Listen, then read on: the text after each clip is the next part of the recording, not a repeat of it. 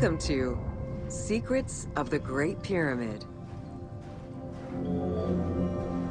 Built around 2550 BCE, the Great Pyramid of Giza is considered one of the most iconic structures of Egypt.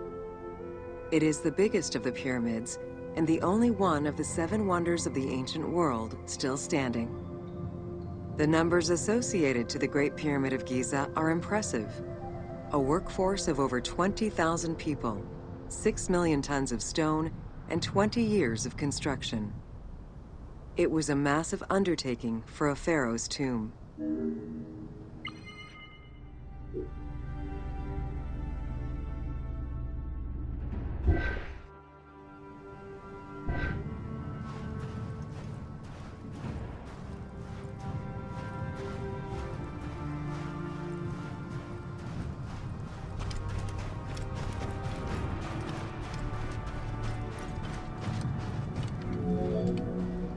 The construction of the Great Pyramid was also a display of power and opulence on the part of Khufu. It is part of the pharaoh's vast funerary complex, which also includes 2 temples, 3 satellite pyramids, a causeway, and a builder's necropolis. We can guess that the intent behind the construction of these monuments was Khufu's way of declaring himself one of the most powerful pharaohs to rule a unified Egypt.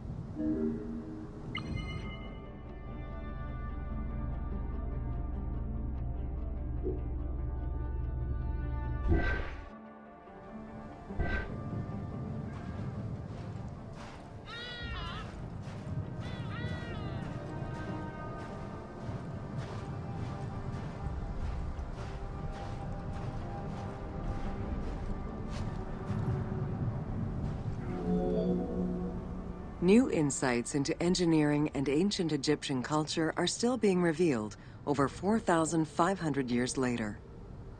For example, a recently unearthed papyrus offers a glimpse into the life of a tradesman at the time of the pyramid's construction. Also, a logbook belonging to a team leader during the building gives details on the craftsmen, their work schedules, and the raw materials required.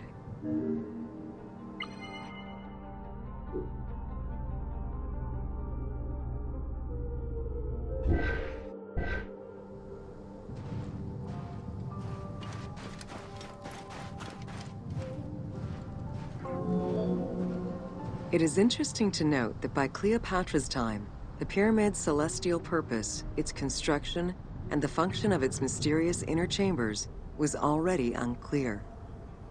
Today, it is only through dedicated research that we have begun to grasp some of the Great Pyramid's mysteries.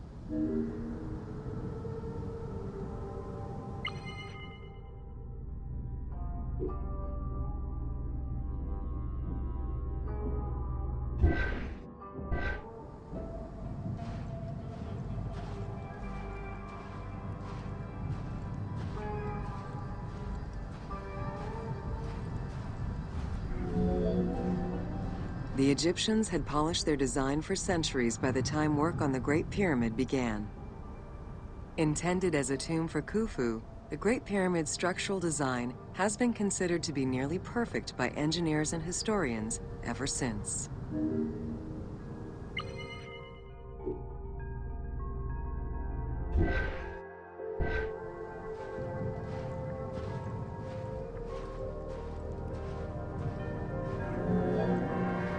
Precisely oriented north-south to the 4 cardinal points of a compass, the length of each side of the Great Pyramid at its base was 230 meters, and its original height was 147 meters.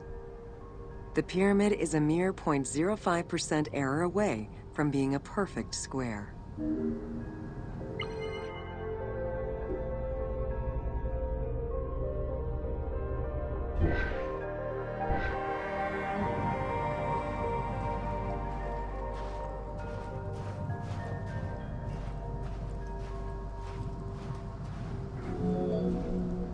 In order to achieve the shape of a true pyramid, the design required many considerations in the planning phases, as well as precision during execution.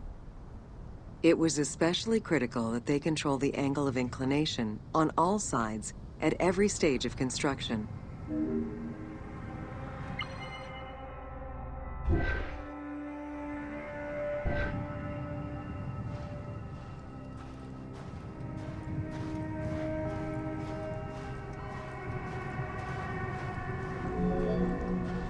Materials for the Great Pyramid consisted of quarried limestone blocks, weighing between 2 to 15 tons each.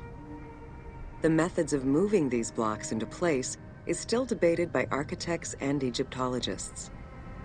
The precision of its design in an age with only soft metal tools, as well as the enormous scale of its construction, make the Great Pyramid one of the most impressive feats of human engineering.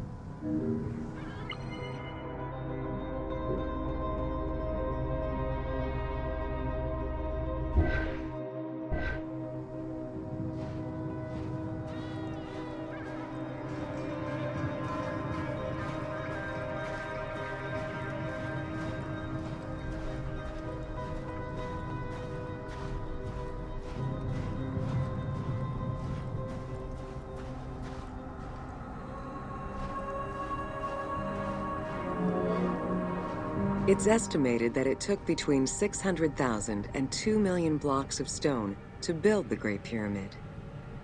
Experts calculate it would have required men to move 12 blocks every hour around the clock for 20 years to place the 2.3 million stones the monument is made of.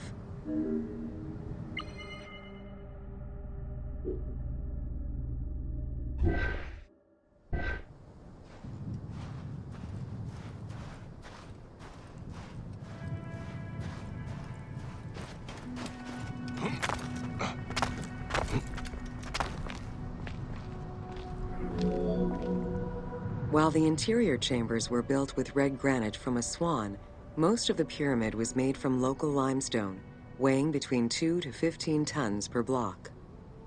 There is debate on how the pyramid stones were moved into place. Recent research is exploring the idea that it was built around a large interior ramp.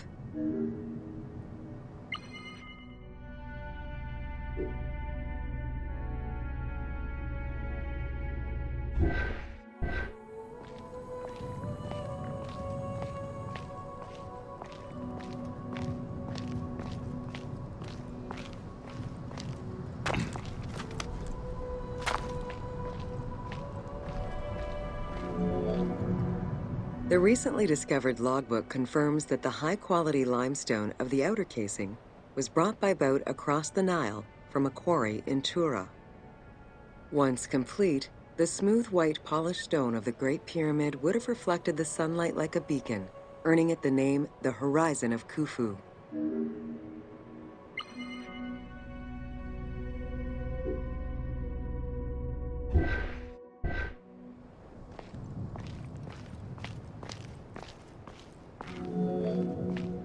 Over the centuries, thieves and travelers attempted to access the Great Pyramid numerous times. Ancient writings describe details of its interior, proof that some made their way within, though who gained entrance first and when is unknown.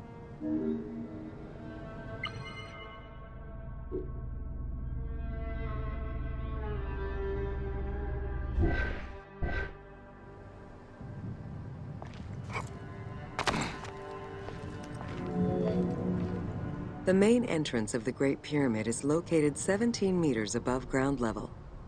It faces north, likely in order to align with the North Star. Though the entrance passageway had been discovered in antiquity, any further access into the Great Pyramid was stopped by massive vertical slabs of rock. As such, present-day visitors to the pyramid must use the robber's entrance.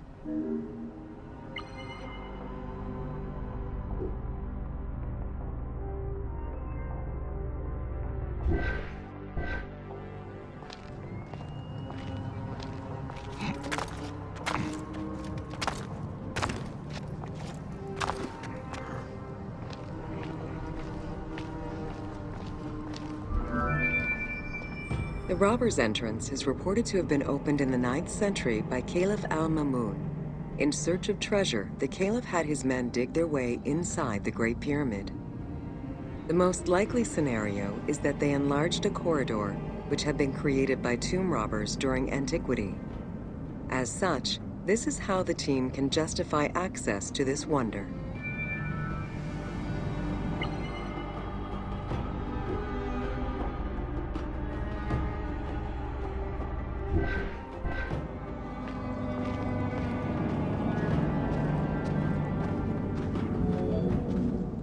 Attempts to gain entry to the Great Pyramid and uncover its potential secrets continued throughout the centuries.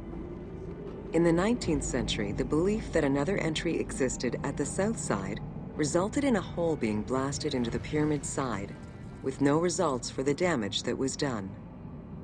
While the search is still ongoing today to uncover more hidden rooms and passageways, conservation is the primary concern of all such efforts.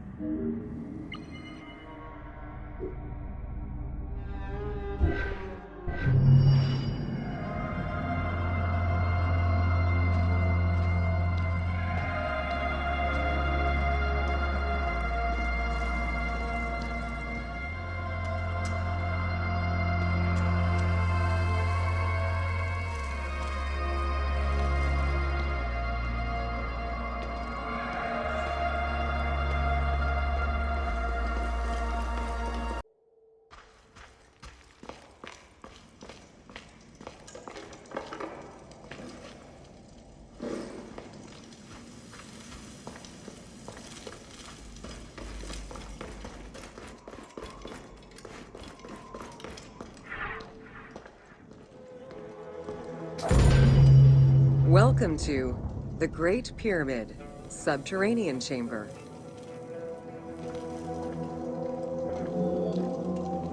From the original entrance of the Great Pyramid, there is a passage leading to the subterranean chamber. Its walls were carved out of the existing rock of the plateau and then covered in a fine, unmarked limestone. The descending passage has a steep 26-degree downward slope. Narrow and with a low ceiling, this pathway is long and challenging.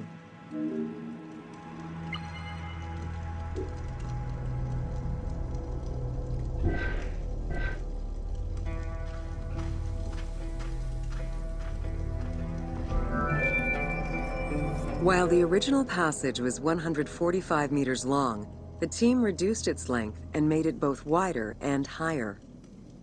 The main focus of the work in reproducing the location was centered upon preserving the unique claustrophobic environment of the Great Pyramid, while still allowing for a smooth game navigation.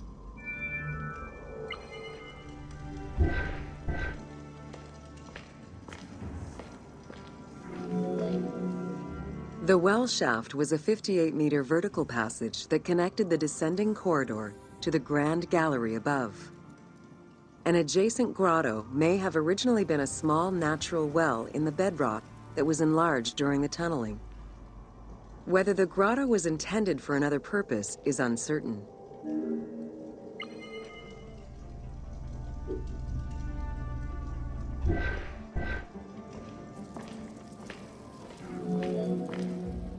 There is much speculation over the purpose of the well shaft. One theory is that the channel was cut or enlarged to supply air to workers in the descending passage. Another is that it was meant to provide an exit route once the work was done in the heart of the pyramid. Without the well shaft, workers would have been trapped inside forever when the grand gallery was sealed.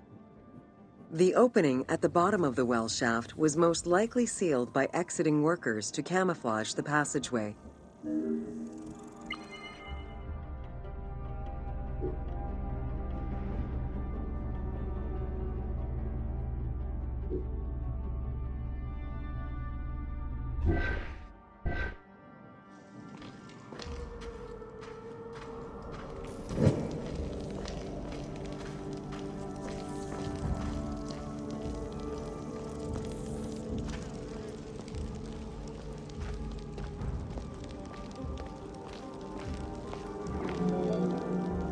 There is a subterranean chamber at the end of the descending corridor, 30 meters below the Giza Plateau surface.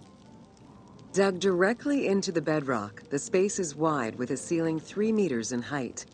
Its floors and walls are rough and uneven, indicating that it was never completed.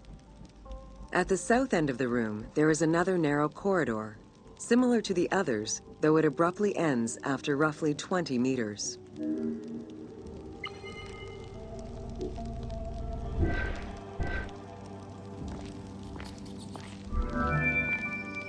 The chamber also contains an 11-meter pit near the east side. It's unclear what this may have been used for. In the game, this well leads to a fictive underground complex containing key game-related mysteries.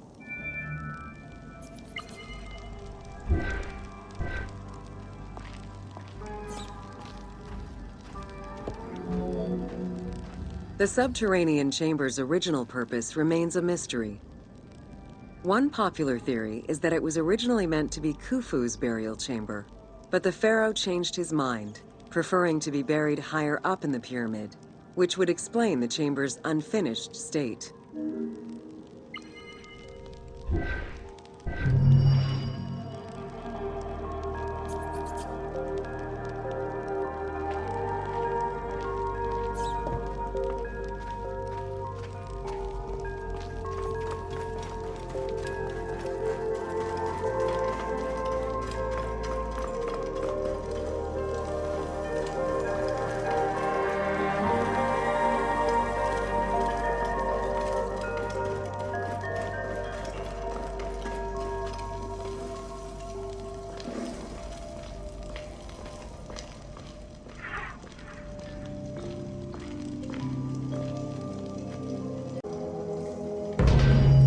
Welcome to the Great Pyramid of Giza, Upper Chambers.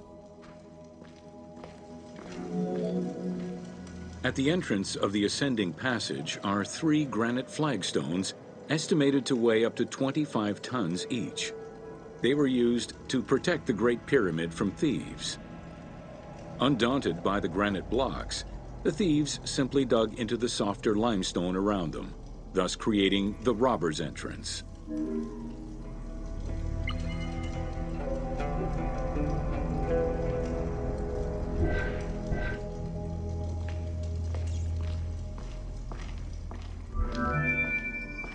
While in reality the robber's entrance is one single cavity which leads to both passages, in the game, the team created individual accesses to either passage. As such, in the game, one entrance leads to the ascending passage, while another leads to the descending passage.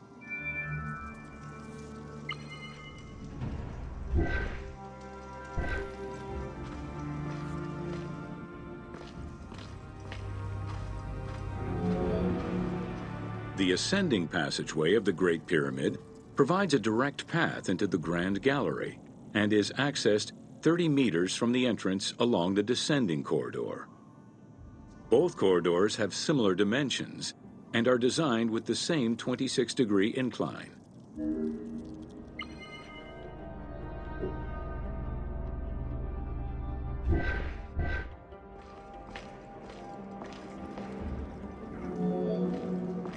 The ascending corridor has smooth masonry on its walls, and the layout includes many trapezoidal stones. Both the floor and ceiling of the passageway indicate that the passage was enlarged, possibly during or after the funeral, to allow workers room to move granite blocks meant to plug the corridor.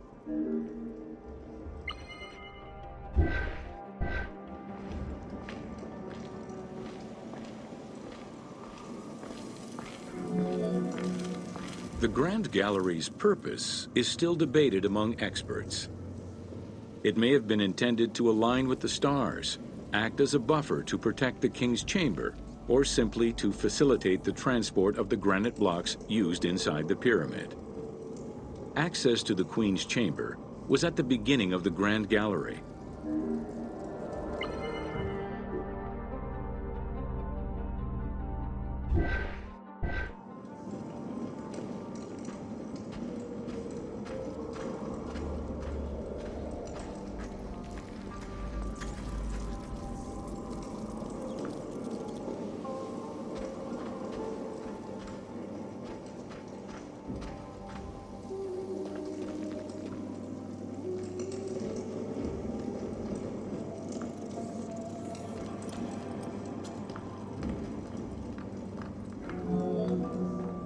Though this room is referred to as the Queen's Chamber, it is believed that there was no queen buried here.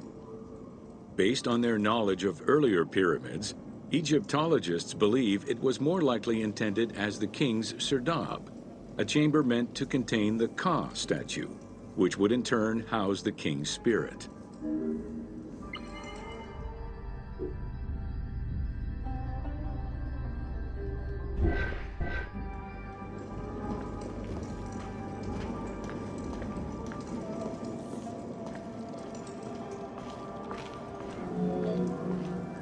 Situated exactly within the pyramid's center, on the east-west axis of the pyramid, the chamber has a vaulted ceiling and measures 5.7 by 5.2 meters. In the eastern wall, there is a niche tucked away in a small corbelled archway, which may have originally held the Ka statue. Behind this niche is another smaller hole, possibly dug out by thieves in search of further treasure.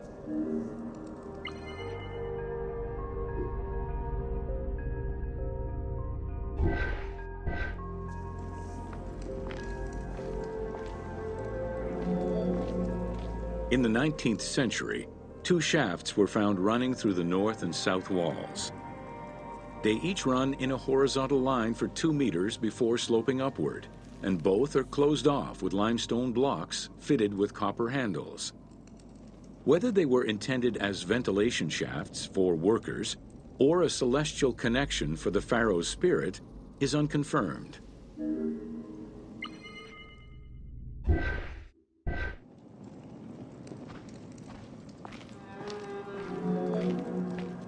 A recent scan of the room indicated the presence of an unknown cavity hidden behind the north face of the walls over the descending corridor. Further investigation is still ongoing to ascertain the nature of the anomaly so as to avoid risking damage to the monument.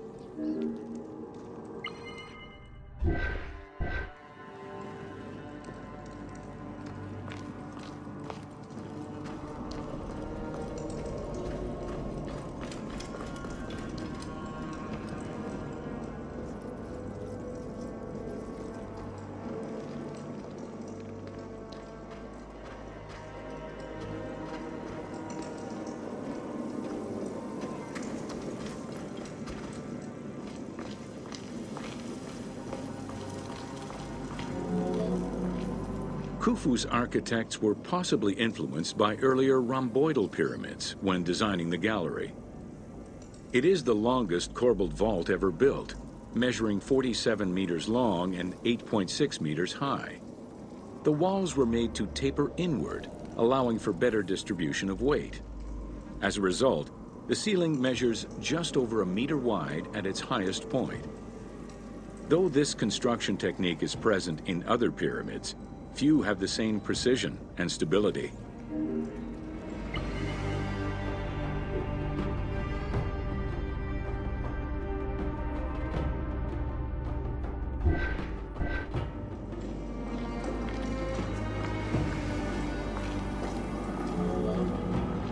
While the space is visually dramatic, the gallery seemed to serve a practical function, though what exactly remains uncertain. Still, the wall design was undoubtedly meant to contribute to the stability of the structure, and its floor may have helped workers move the materials. A channel runs along the middle of the room. A movable floor originally rested in this central recess. The raised benches on either side are equipped with slots that may have been used to help position the granite blocking stones.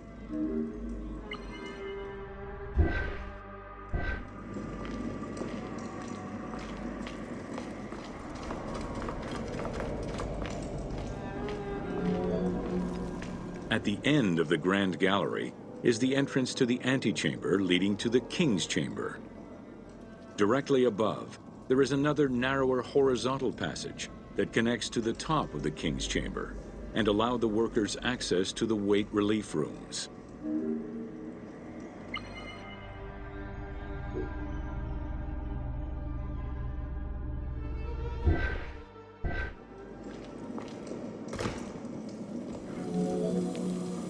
The far end of the Grand Gallery leads to a small antechamber with a portcullis, preventing access to the king's chamber.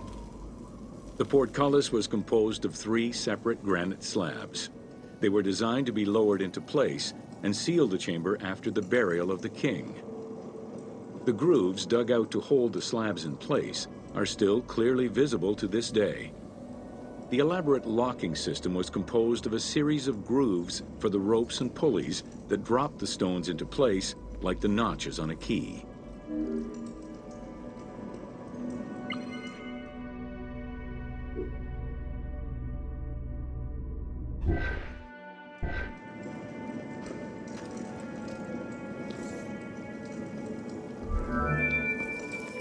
For the purposes of the game, the team elected to remove the portcullis slabs in order to grant the player access to the king's chamber.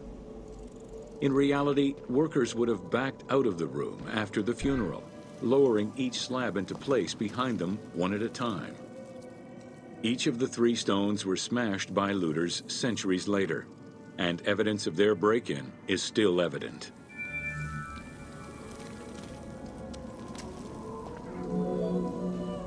The king's chamber is built entirely out of red granite. The king's chamber measures 5.8 meters in height. It has an imposing cover of 5 stacked levels above, with granite beams weighing 25 to 40 tons each. The uppermost level is surmounted by a vault of stones, arranged in chevrons to bear the enormous structural load.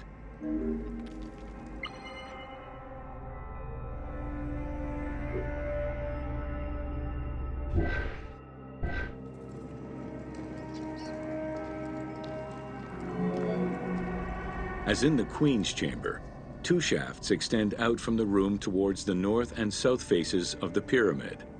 They measure nearly 64 meters until they are blocked by copper-handled granite plugs. Some experts in the culture of the Old Kingdom believe that the shafts were thought to lead the king's soul to the stars, with the incarnation of the pharaoh as the god Ra, represented by the northern well, and the god Horus by the southern well.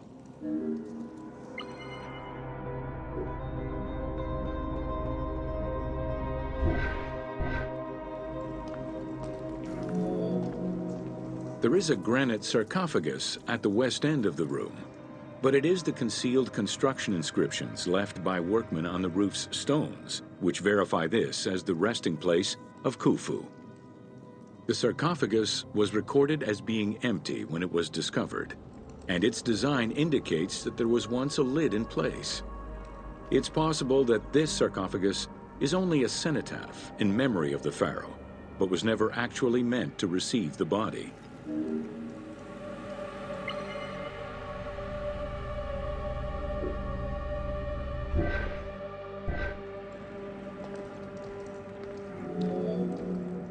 Khufu's mummy was never found. It is hoped that as of yet undiscovered hidden rooms and shafts of the pyramid may provide an answer as to its location.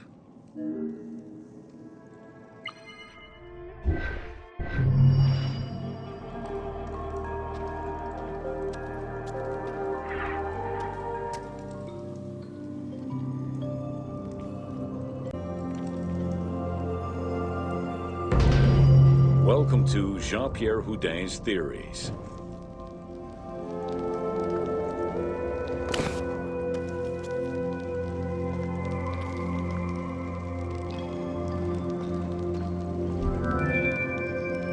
The team wanted to provide players with a sense of exploration and discovery, particularly within the Great Pyramid. As such, a decision was made that the internal design of the monument in the game would reflect Jean-Pierre Houdin's theories. While the antechambers of the king's tomb have yet to be discovered, Houdin posits that this is merely due to a unique design, placing the pharaoh's tomb at the center of the pyramid. The entire tour you are about to take was designed along Houdin's hypotheses.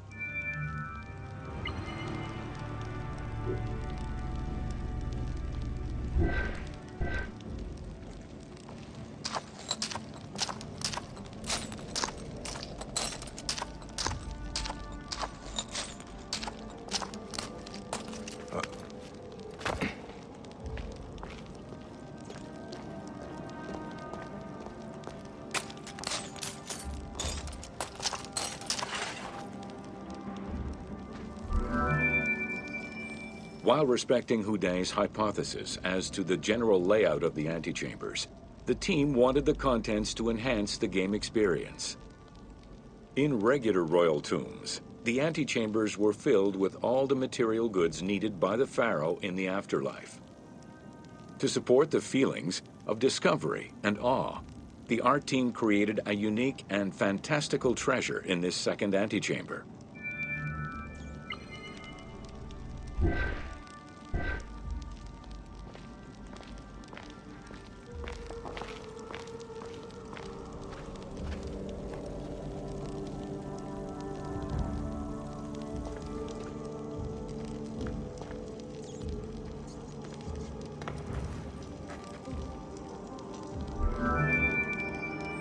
Houdin theorized that the ascending corridor and the Great Gallery were used by the workers to haul hoist the heavy beams above the king's chamber.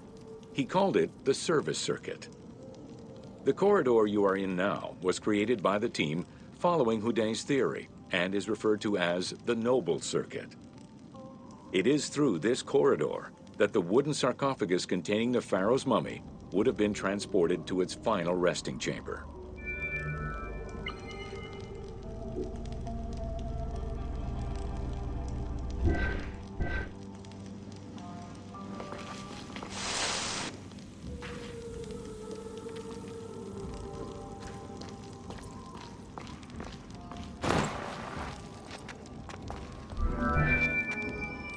With this structure in mind, one can easily assume that the pyramid's entrance would have been connected to the two antechambers.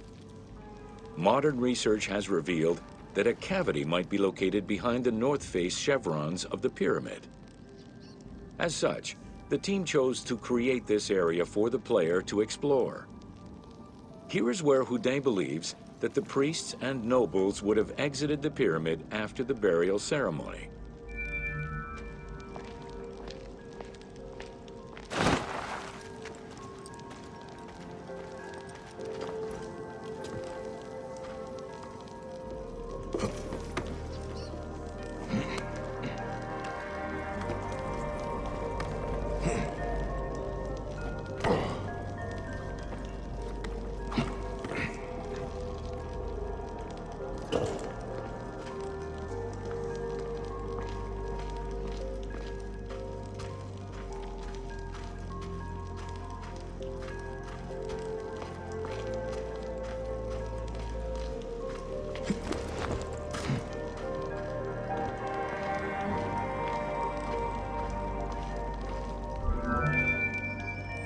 Many theories regarding the construction of the Great Pyramid rely on the usage of external ramps.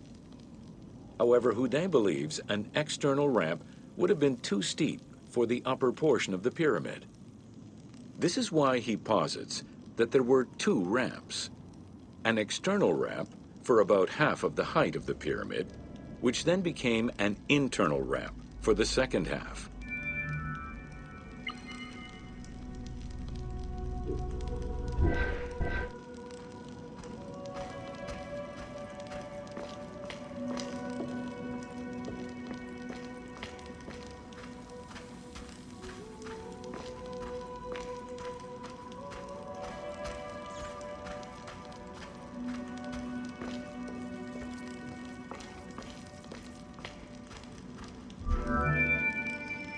Houdin's theory states that this internal ramp followed the sides of the pyramid in an ascending spiral pattern. A notch discovered in the edge of the Great Pyramid, known as Bob's Room, seems to support this theory. Located at the corners of each edge of the pyramid, these large rooms would have allowed workers to turn the stone by 90 degrees, allowing them to continue the ascent. The team chose to create rooms such as this one, bringing Houdin's hypothesis to life.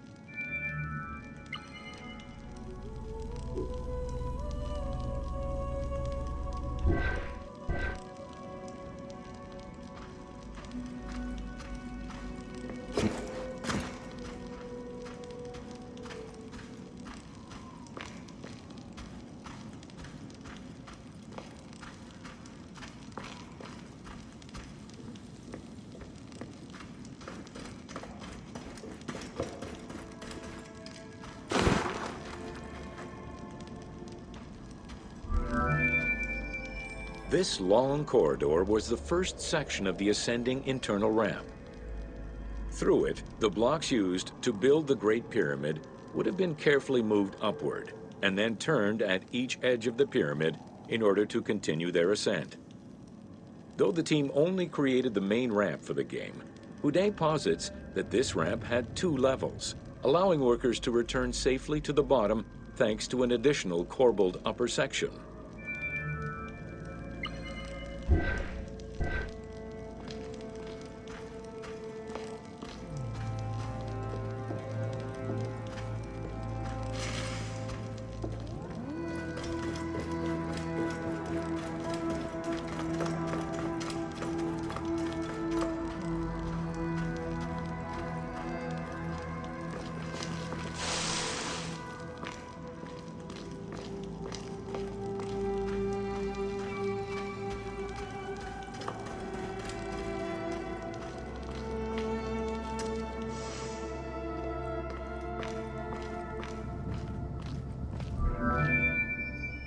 According to Houdin, the start of the inner ramp was located at the base of the southeastern face of the pyramid.